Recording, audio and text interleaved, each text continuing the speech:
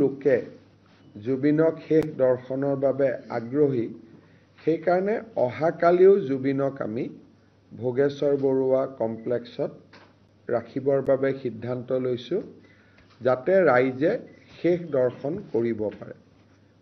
ইয়াৰ অৰ্থ এইটোৱে যে জুবিনৰ অন্তিম যাত্ৰা 23 তাৰিখে অনুষ্ঠিত হ'ব।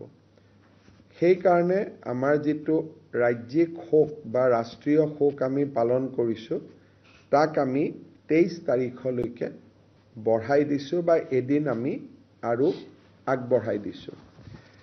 ইয়াৰ ফলত ৰাজ্য চৰকাৰে পূৰ্বে নিৰ্ধাৰিত কৰি থকা মহিলা উদ্যমিতা যোজনাৰ সভা, অৰুণোদয় সভা, লাঞ্চ ডিনাৰ যিমান 23-24 আমাৰ শিডিউল হৈ আছিল এই গোটেইবোৰ এতিয়া ৰিচিডিউল হ'ব আৰু ৰিচিডিউল ডেটসমূহ আমি ৰাইজক অৱগত কৰিম।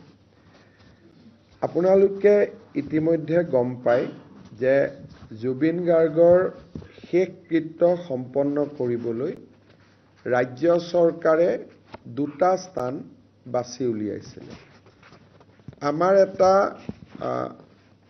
মনত ধাৰণা আছিলে বা আমি এটা মনত ভাবিছিলোঁ যে জ্যোতিপ্ৰসাদ আগৰৱালা আৰু বিষ্ণু ৰাভা তেজপুৰত আছে, ডক্টৰ ভূপেন হাজৰিকা গুৱাহাটীত আছে, জুবিন গাৰ্গক আমি যোৰহাটত সমাধিস্থ কৰা বা শেষ যাত্ৰা আমি তেওঁৰ অন্তিম স্থান যোৰহাটত কৰাৰ এটা আমি প্ৰস্তাৱ দিছিলোঁ।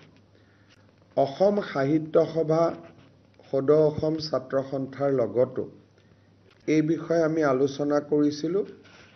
অসম সাহিত্য সভাই আমাৰ প্ৰস্তাৱক সমৰ্থন দিছিলে।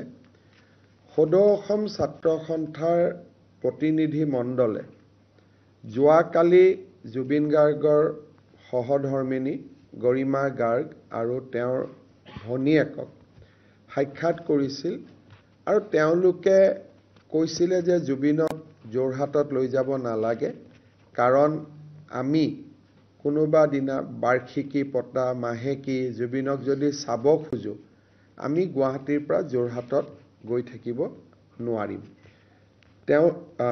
তেওঁলোকে আৰু কৈছিলে যে জুবিনৰ দেউতাকৰ বয়স 80+ আৰু বিভিন্ন ধৰণে ৰোগত আক্ৰান্ত হৈ আছে।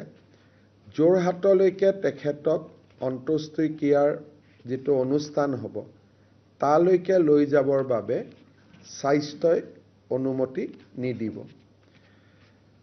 এই বিষয়ে সদৌ অসম ছাত্ৰ সন্থাই ৰাজহুৱাভাৱেও প্ৰকাশ কৰে। তথাপিতো যোৱাকালিও আমাৰ মন্ত্ৰী ৰণোজ পেগু ডাঙৰীয়া আৰু বিমল বৰা ডাঙৰীয়া এই বিষয়ে আলোচনা কৰিবলৈ জুবিন গাৰ্গৰ পৰিয়ালৰ ওচৰত গৈছিলে আৰু তেওঁলোকে তেওঁলোকৰ ব্যক্তিগত অসুবিধাৰ কথা আমাক জনাইছিলে আৰু ৰাজ্য চৰকাৰক তেওঁলোকে গুৱাহাটীৰ আশে-পাশে এটা স্থানত জুবিনৰ অন্তিম যাত্ৰা বা অন্তিম সংস্কাৰ কৰিবলৈ আহ্বান জনাইছিলে। আজি আমি ৰাতিপুৱা মই দিল্লীৰ পৰা আহোঁ, পোনে আমি যোৰাবাটলৈকে যাওঁ। যোৰাবাটৰ পাহাৰখন পাৰ হোৱাৰ লগে লগে দিচাং ৰিসৰ্ট বুলি এখন ৰিজৰ্ট আছে। নেশ্যনেল হাইৱেৰ ফাৰ্ষ্ট ব্লক অৰ্থাৎ হাইৱেটোৰ গাতে লাগি থকা অসম চৰকাৰৰ চৰকাৰী মাটি তাতে 10 বিঘা আমি পাওঁ আৰু মাটিডোখৰত স্থানীয় ৰাইজে এখন আমাৰ নাৰ্চাৰী সৰুকৈ এটা জায়গাত তেওঁলোকে শ্মশান এখনো পাতি থৈছিলে আৰু নাৰ্চাৰীও পাতি থৈ দিছিলে আৰু ম্যাক্সিমাম জায়গা খালী আছিলে। এতিয়া আমি এই 10 বিঘা মাটিকে আমি ডেভেলপ কৰাৰ কাৰণে আগবাঢ়িছোঁ আৰু ৰাইজে ইচ্ছাই তেওঁলোকে কৈছে যে আমাক নালাগে, মাটিখিনি তেওঁলোকেও নিজে এৰি দিছে আৰু তেওঁলোকে আমাক কৈছে যে আমি গোটেইখিনি জুবিন গাৰ্গৰ কাৰণে আমি এৰি দিম। আমাৰ অম্বৰীজ হোটেলৰ স্বত্বাধিকাৰী পুষ্পেন্দু বৰাৰো অকণমান তাতে মাটি আছিলে, তেখেতেও মাটিডোখৰ জুবিনৰ সমাধিৰ কাৰণে আমাক এৰি দিবৰ কাৰণে বা এৰি দিম বুলি আমাক জনায়। আপোনালোকে জানে যে ডক্টৰ ভূপেন হাজৰিকাৰ সমাধি 5.5 বিঘা মাটিত নিৰ্মাণ কৰা হৈছিলে।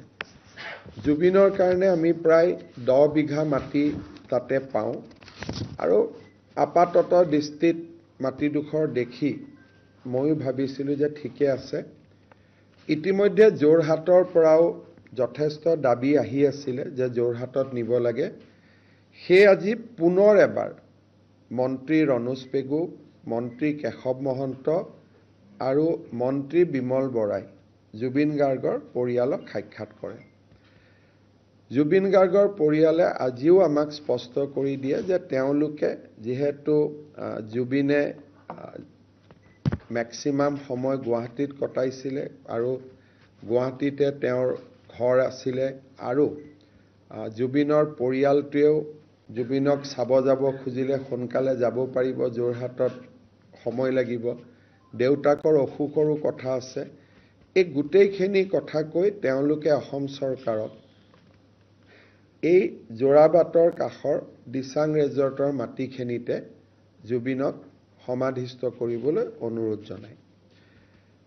বহু ৰাইজে বিভিন্ন পৰামৰ্শৰে চৰকাৰক অনুৰোধ কৰি আছে, কিন্তু এটা কথা আমি চবেই বুজি পাব লাগিব যে জুবিন গাৰ্গ চৰকাৰী ব্যক্তি নহয়। জুবিন গাৰ্গ চৰকাৰৰ মন্ত্ৰীও নহয়, চৰকাৰৰ বিষয়াও নহয়। জুবিন আৰু জুবিনৰ পাৰ্থিৱ শৰীৰ এই গোটেইটো পত্নী বা পৰিয়ালেহে নিৰ্দেশ দিব লাগিব। তাত আমি নিজে কিবা এটা কৰাৰ অধিকাৰ নাই। যদি কোনোবা এজন চৰকাৰী বিষয়া হ'লেহেঁতেন, মন্ত্ৰী হ'লেহেঁতেন, চৰকাৰে সিদ্ধান্ত ল'ব পাৰে। কিন্তু জুবিন যিহেতু চৰকাৰী বিষয়া, চৰকাৰী কোনো মন্ত্ৰী নহয়, পৰামৰ্শ চৰকাৰে দিব পাৰিব, কিন্তু সিদ্ধান্ত পৰিয়ালে ল'ব লাগিব। কাৰণ জুবিনৰ পাৰ্থিৱ শৰীৰৰ ওপৰত চৰকাৰৰ কোনো এখতিয়াৰ নাই। সেইবাবে যোৱা কালিৰ পৰা সকলোৱে আমাকো পৰামৰ্শ দিছিলে যে পত্নী আৰু পৰিয়ালৰ কথা মতেই আমি চলিব লাগে, নিজাকৈ আমি বিশেষ সিদ্ধান্ত ল'ব নালাগে।